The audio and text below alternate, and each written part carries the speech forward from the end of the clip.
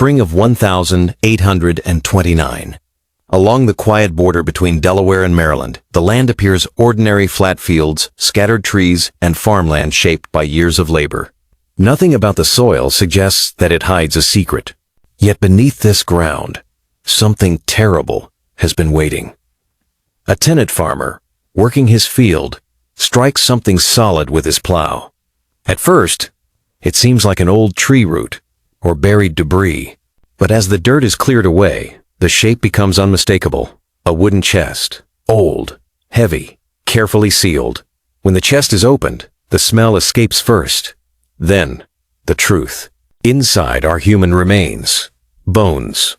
Not one body, but several. The discovery shocks the small rural community and quickly draws the attention of local authorities. As investigators search the surrounding land, the horror deepens. More remains are found, some buried shallowly, some hidden deliberately. Among them are the bones of children. What begins as a single disturbing discovery soon reveals something far larger, a pattern, a history of violence that stretches back years, possibly decades. And at the center of it all is a name that would soon become infamous. Patty Cannon. To understand how such crimes could exist for so long without consequence, one must first understand the land itself. The Delmarva Peninsula is a place shaped by isolation. Dense forests, winding rivers, swamps, and marshland make travel difficult and law enforcement unreliable. Even more significant is the invisible line that cuts through the region, the border between states. Here, Delaware, Maryland, and Pennsylvania lie uncomfortably close together. Jurisdiction changes with a single step. A criminal crossing a road or a river could escape arrest simply by moving into another state. Warrants often meant nothing. Communication between authorities was slow, and criminals learned quickly how to exploit this confusion. In the early 19th century, this land was ideal for those who wished to operate unseen. It was here, at a crossroads known as Johnson's Crossroads, that Patty Cannon built her empire. Patty Cannon was a large, physically imposing woman, known for her strength and intimidating presence. Those who met her rarely forgot her. She ran a tavern that sat dangerously close to state lines, a place frequented by travelers, traders, and men who asked few questions. Outwardly, she appeared to be just another rough frontier businesswoman.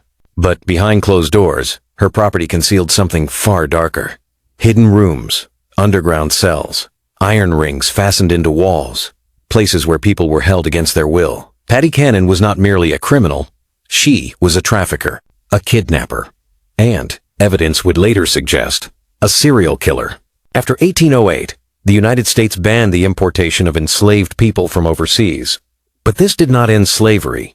Instead, it created a booming domestic slave trade. Enslaved people became more valuable.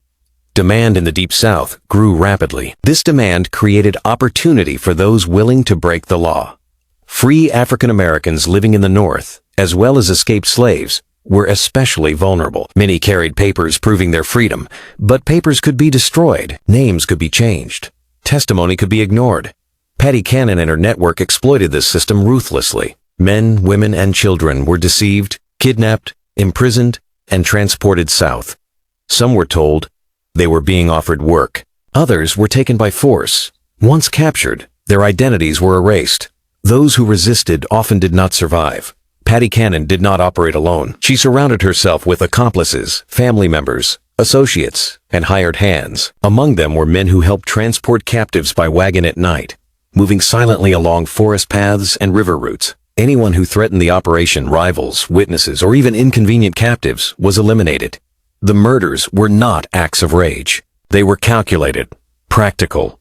Bodies were hidden in chests, buried in fields, or disposed of in ways meant to delay discovery. For years, rumors circulated. People disappeared. But in a society that largely ignored the suffering of African Americans, few investigations were pursued with urgency. That silence would eventually be broken by a single voice. Cyrus James was an enslaved boy forced into Patty Cannon's operation. He witnessed acts no child should ever see. Murders, burials, crimes carried out without remorse. For years, fear kept him silent. Speaking out could mean death. But as authorities closed in and the graves were uncovered, Cyrus chose to tell the truth. His testimony would unravel everything. As more bodies were found, indictments followed. The public, once indifferent, was now horrified. Newspapers spread the story. Paddy Cannon was arrested and charged with multiple murders. But justice would not come easily. Before she could stand trial, Paddy Cannon died in her jail cell. Officially, it was ruled a suicide poison smuggled in, taken before she could face the court. She escaped execution. She escaped public judgment. Her victims did not. Hundreds are believed to have passed through her hands. Most remain unnamed, forgotten by history, erased by a system that valued profit over human life. Remembering this story is not about fascination with evil. It is about acknowledging the people who were lost and recognizing how easily injustice can thrive when society chooses not to look. The death of Paddy Cannon did not end the story. In many ways, it only revealed how much had been hidden for so long. As investigators continued their work, they began to understand the full scale of the operation. Paddy Cannon's property was not just a single crime scene. It was the center of a network that had operated quietly for nearly 2 decades. Taverns, farmhouses, river crossings, and back roads all played a role in moving captives south.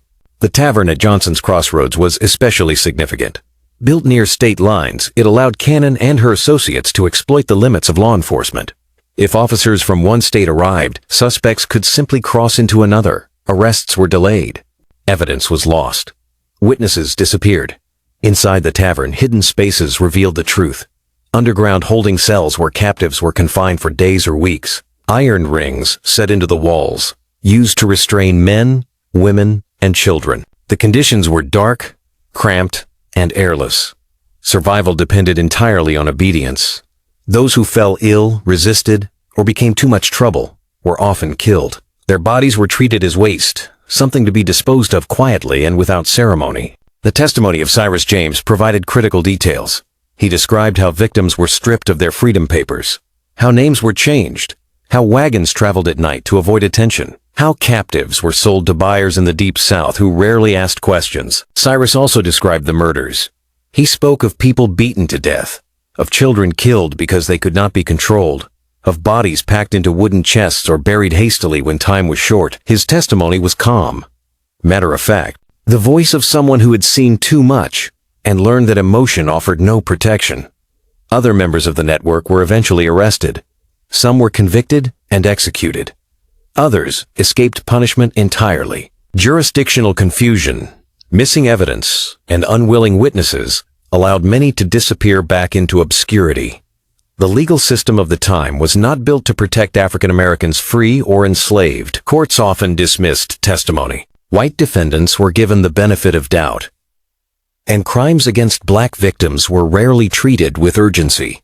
This allowed operations like Paddy Cannon's to continue for years without meaningful interference. The estimated number of victims remains unknown. Some historians believe it could be in the hundreds. Most names were never recorded. Families never received answers. Lives simply vanished. What remains are fragments, bones in the soil, newspaper clippings, court records, and testimony preserved by chance. Paddy Cannon became known as one of America's first documented female serial killers, but focusing on her alone risks missing the larger truth. She did not act in isolation. Her crimes were enabled by economic greed, racial injustice, weak laws, and widespread indifference. She thrived because society allowed her to. Remembering this history is uncomfortable. It forces confrontation with the realities of slavery beyond plantations, the kidnapping, the trafficking, and the violence carried out in shadows. It reminds us that evil does not always announce itself. Sometimes it operates openly, protected by systems that refuse to see its victims as human. The story of Paddy Cannon is not just a crime story. It is a warning about what happens when profit outweighs morality, when borders matter more than lives, and when silence becomes complicity. The victims deserve more than anonymity. They deserve to be remembered, not as numbers, not as footnotes, but as people whose lives mattered. As time passed, the physical evidence slowly disappeared. Fields were replanted, buildings collapsed or were torn down, roads changed. What remained was memory, and memory is fragile. For many years after Paddy Cannon's death, her crimes faded from public discussion. The nation moved forward. New conflicts arose. Slavery itself would one day be challenged, then abolished. But for the people who vanished through Cannon's operation, there was no closure. Families never learned what happened to their loved ones. Free black communities lived with a constant fear that disappearance could happen to anyone, at any time. The borders that protected criminals continued to endanger the innocent. Historians later pieced together the story through court documents, newspaper articles, and oral accounts passed down through generations. Each source offered only part of the truth. Together, they revealed a system built on exploitation and silence. Patty Cannon's case exposed how easily violence could be hidden when victims were marginalized. Her arrest was not the result of a sudden moral awakening, but of chance of farmer's plow striking buried wood. Without that moment, the crimes might have remained concealed indefinitely. This reality forces an uncomfortable question. How many similar operations existed, never discovered? How many lives were taken without record, without justice, without remembrance? The early American legal system was inconsistent and deeply biased. Freedom papers offered little protection. Kidnappers faced minimal risk, and those who spoke out were often ignored or punished. Cyrus James survived because he spoke at the right moment. Many others did not have that opportunity. Even after the trials, justice was incomplete. Some accomplices escaped. Some convictions were overturned.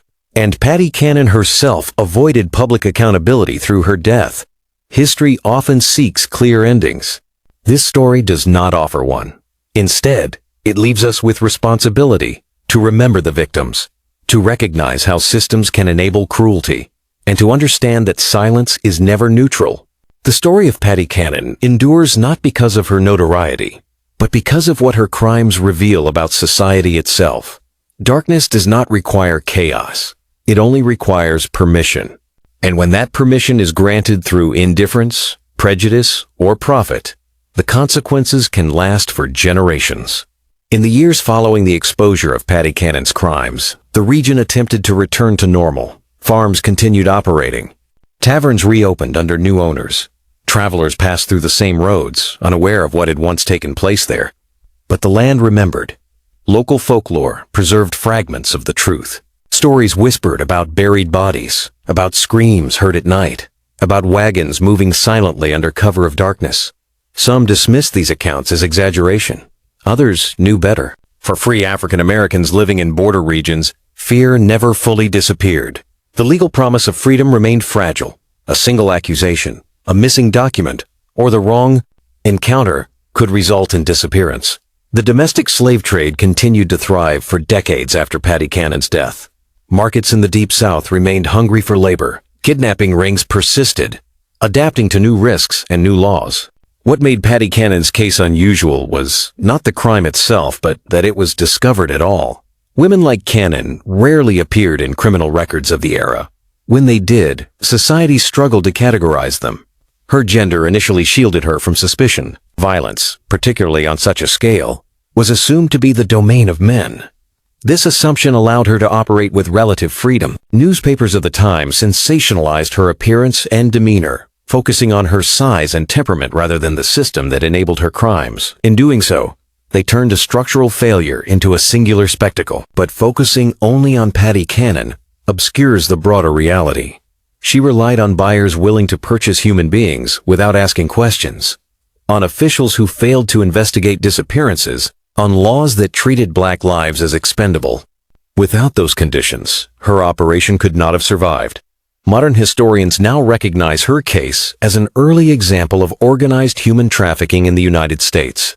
It challenges the simplified narratives of slavery and exposes the violence that existed far beyond plantations. It also highlights the importance of testimony. Without Cyrus James, much of this history would have been lost. His decision to speak despite risk and trauma preserved the truth when the system itself had failed. His voice stands in contrast to the silence that surrounded the crimes for so long. Remembering this story is an act of acknowledgement. It restores humanity to those who were stripped of it. It confronts the reality that injustice often hides behind legality, geography, and social norms. The past cannot be changed, but it can be faced. And in facing it, we recognize our responsibility to question, to remember, and to refuse the comfort of forgetting. As the decades passed, Patty Cannon's name became less familiar to the public, but the consequences of her crimes remained deeply embedded in American history. Her case revealed how slavery was not confined to plantations or the distant South. It operated in plain sight, on roads, in taverns, and along borders where laws were weak and accountability weaker. The kidnapping of free African Americans was not rare. It was systematic. It relied on networks, buyers, and silence. Patty Cannon was one of many who exploited this system, but her story survives because it was briefly interrupted. Communities most affected by these crimes carried the trauma quietly. Without records, without trials, and without graves, grief had no place to settle. Generations grew up knowing someone who had vanished, but never knowing why. Modern scholarship continues to revisit cases like this, not to sensationalize violence, but to restore context. To understand how economic incentives, racism, and legal loopholes combine to normalize brutality. In doing so, historians challenge comforting myths. They reveal a nation willing to tolerate extreme cruelty when it benefited those in power. This is why stories like this matter. They remind us that history is not only shaped by laws and leaders, but by those who are ignored, by victims whose absence goes unexplained, by systems that quietly reward harm. The exposure of Patty Cannon's crimes did not end the domestic slave trade, but it left a record, a rare moment when buried truth surfaced long enough to be documented. That record is fragile. It survives because people continue to tell the story, and telling it is an act of resistance against forgetting. As word of Patty Cannon's crimes spread beyond Delaware, the story began to change shape. Newspapers across the mid-Atlantic published fragments of the case, often distorted, often incomplete. Some portrayed Cannon as a monster beyond explanation. Others minimized her actions, framing them as isolated crimes rather than the result of a system that made such brutality profitable. What was rarely acknowledged was how many people had benefited. Slave buyers in the Deep South continued purchasing human beings with little concern for how they were obtained. Transporters earned commissions. Tavern owners provided shelter. Local officials ignored warning signs. The system did not depend on one woman. It depended on many willing participants. Patty Cannon became a convenient villain. By focusing on her cruelty, society avoided confronting the broader truth. The domestic slave trade was sustained by demand, indifference, and law. Even after her death, kidnapping did not stop. Similar rings operated for decades, preying on free black communities across the North. Posters warning, "Free people of color beware," appeared in cities like Philadelphia and New York, a chilling acknowledgement of a danger everyone knew but few could stop. Families adapted in fear. Children were warned never to travel alone. Adults avoided unfamiliar roads. Communities organized night watches. Freedom existed, but it was fragile, always one deception away from disappearance. The psychological toll was immense. To be legally free, yet constantly hunted, created a condition of permanent anxiety. Trust became dangerous. Opportunity became suspect. For white Americans, this fear remained largely invisible. Courts rarely prosecuted kidnappers unless white victims were involved. Testimony from black witnesses was often dismissed outright. Even when victims escaped, proving their identity could be nearly impossible if their freedom papers had been destroyed. The law demanded documentation that criminals intentionally erased. This imbalance revealed a deeper truth. Freedom without protection is an illusion. Patty Cannon exploited that illusion relentlessly. Her crimes were extreme, but they were enabled by the same structures that defined American life in the early 19th century.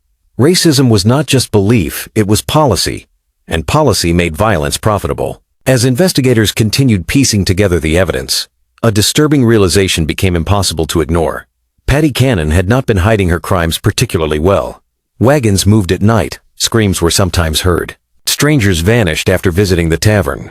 Yet for years, nothing meaningful was done. This was not because the signs were subtle, but because the victims were black. Silence was not accidental, it was enforced by power. Neighbors feared retaliation. Some feared exposure of their own involvement. Others simply believed it was not their concern. In a society structured around racial hierarchy, the disappearance of free African Americans was treated as unfortunate but not urgent. This indifference functioned as protection. Even when rumors spread, authorities hesitated. Jurisdictional confusion between Delaware and Maryland created legal paralysis. Warrants issued in one state were meaningless, a few steps across the border. Cannon exploited this with precision. stepping between legal boundaries as easily as she stepped between moral ones.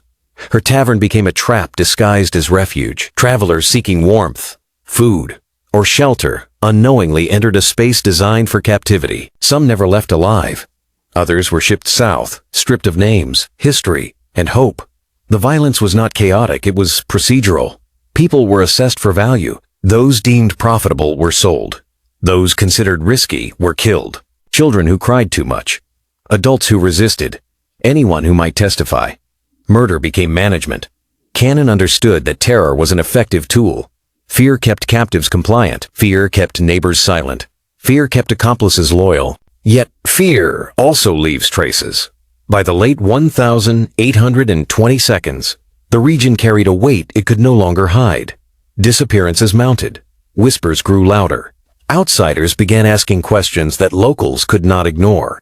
Pressure finally breached the walls that Cannon had relied upon for decades. The discovery of buried bodies forced truth into the open. No longer rumor, no longer accusation. Physical evidence does not negotiate. Bones do not lie. And once the ground was disturbed, everything changed. When the bodies were uncovered, the illusion of ignorance collapsed. Authorities could no longer claim uncertainty. The land itself testified. Wooden boxes, shallow graves, remains of adults and children alike. Each discovery stripped away another layer of denial. For the first time, the violence committed against free African Americans demanded attention not because society had changed, but because it could no longer look away. Newspapers shifted tone. What had once been rumor became fact. What had once been dismissed became scandal. Patty Cannon was arrested not as a legend, but as a defendant. Even in custody, she showed no remorse. Witnesses described her as calm, defiant, almost irritated by the inconvenience of being held accountable. To her, the law had interfered with business. And business, she believed, was justified. Her indictment marked a rare moment in American history. A white woman charged with the murder of black victims in a legal system designed to protect whiteness. It was not justice born of equality, but of overwhelming evidence and public pressure. Yet even then, the system faltered. Before trial could begin, Patty Cannon died in her cell, likely by suicide. Whether by poison smuggled in or hoarded in secret, she chose death over judgment. Her escape from the gallows denied victims a verdict, denied families closure, denied history a formal reckoning. But the story did not end with her death. The network she built collapsed, but the system that enabled it endured. Kidnapping continued. Human trafficking persisted. The domestic slave trade thrived until the Civil War forced its end. Patty Cannon became a symbol not just of individual evil, but of a society willing to tolerate unimaginable cruelty when profit outweighed humanity. Her crimes remind us that history's darkest chapters are rarely written by monsters alone. They are written by silence. Patty Cannon never faced a jury. She never heard a verdict read aloud. She never stood before the families of those whose lives she destroyed. By choosing death, she escaped the public reckoning her crimes demanded. But history did not forget her. The land where her crimes occurred still carries memory. Bones once hidden beneath soil forced the nation briefly to confront a truth it preferred to ignore. That freedom in early America was conditional, fragile, easily stolen. The true horror of this story is not that one woman became a monster. It is that she did not act alone. She operated within a system that rewarded cruelty, excused violence, and dehumanized entire communities. A system where kidnapping free people was profitable, where murder could be overlooked, and where justice moved only when white interests were threatened. Hundreds of victims vanished into that system. Most were never named in court records. Their voices were not preserved in testimony. Their lives ended far from home, reduced to ledger entries and auction prices. Yet they mattered. They were mothers, fathers, children, laborers, dreamers, people who lived free, if only briefly, before freedom was taken from them. Remembering Patty Cannon is not about fascination with evil. It is about remembrance of those she erased. It is about understanding how easily ordinary people, institutions, and laws can enable extraordinary cruelty, and how silence more than hatred allows such systems to survive. History warns us not only through heroes, but through horrors. And the story of Patty Cannon stands as one of America's darkest warnings. Because whenever society decides some lives are worth less than others, The ground is already being prepared for graves.